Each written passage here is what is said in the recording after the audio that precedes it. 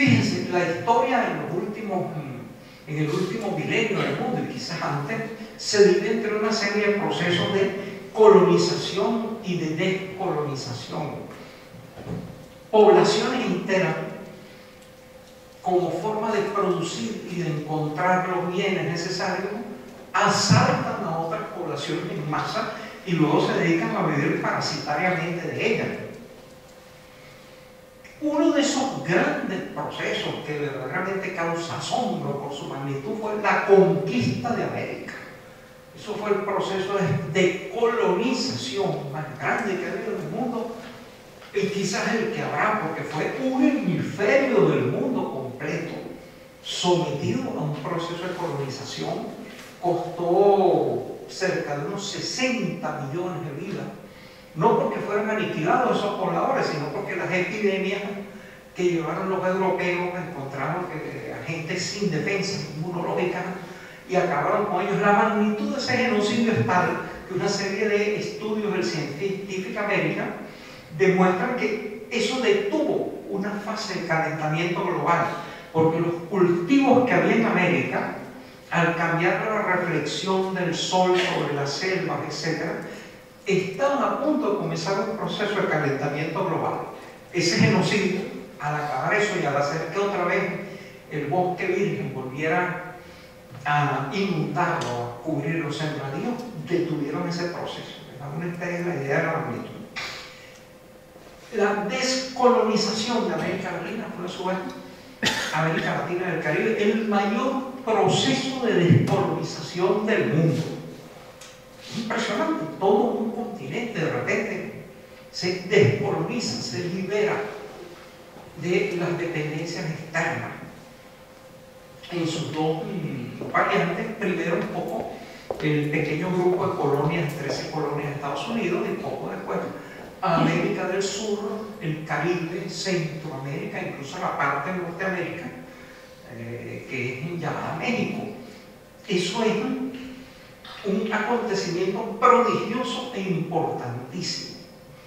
Importantísimo primero porque se rompen los vínculos de sujeción colonial metropolitana de toda esa inmensa población, pero en segundo lugar porque lanza sobre el mundo un conjunto de paradigmas que todavía rigen nuestra vida política. Dirán ustedes, bueno, ¿y qué importa que unos cuantos indios por allá se insolentaran y rompieran los vínculos con el imperio? ¿Y total qué? No. Ideológicamente las pautas de la vida contemporánea, social y política fueron lanzadas o implantadas por esos insurgentes.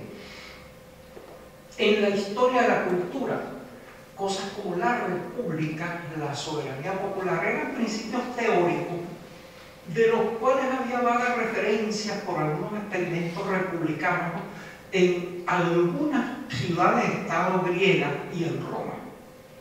Pero eran experimentos republicanos en sociedades esclavistas, en las cuales 4 de cada 6 personas eran esclavas, sin derecho.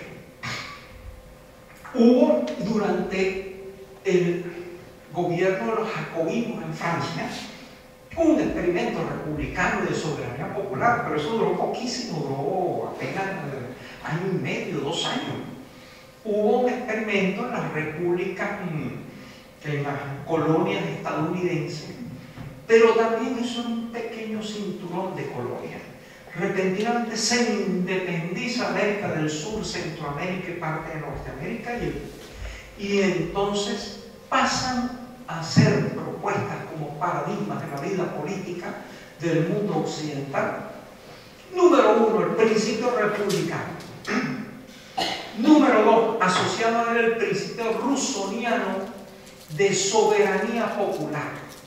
La soberanía está siempre en el pueblo y no puede ser delegada ni transmitida. Número 3, esa soberanía se tiene que expresar de manera democrática.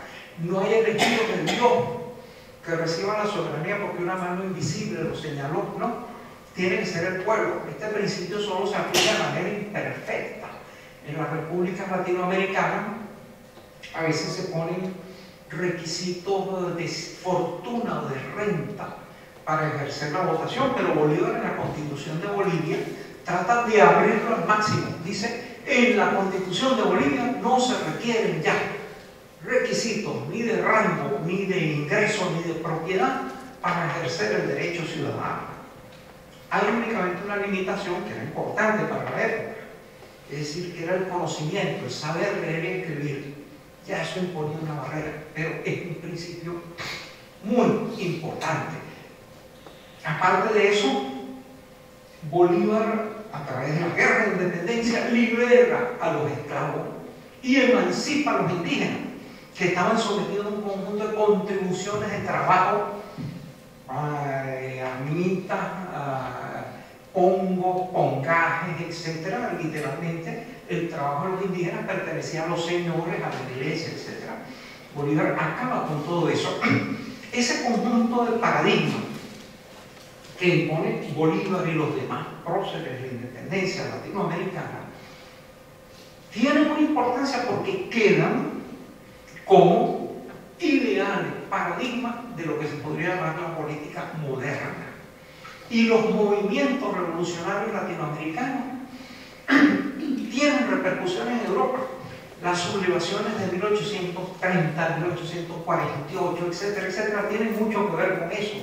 El ideal republicano romántico encuentra su inspiración en las independencias latinoamericanas. Lord Byron es un fanático de Bolívar. Sus últimos versos dicen: quiero para mí una tumba de soldado, la más apropiada para un alma doliente. Y su yate, con el cual él va en la alocada tarea de ayudar a la independencia de Grecia, se llama Bolívar. Piensen ustedes entonces cómo paradójicamente una región del mundo atrasada agarra y lanza los ideales que van a mover al mundo contemporáneo. Esto es sumamente interesante. Ahora, ¿se ha detenido los procesos de colonización y descolonización del mundo? No.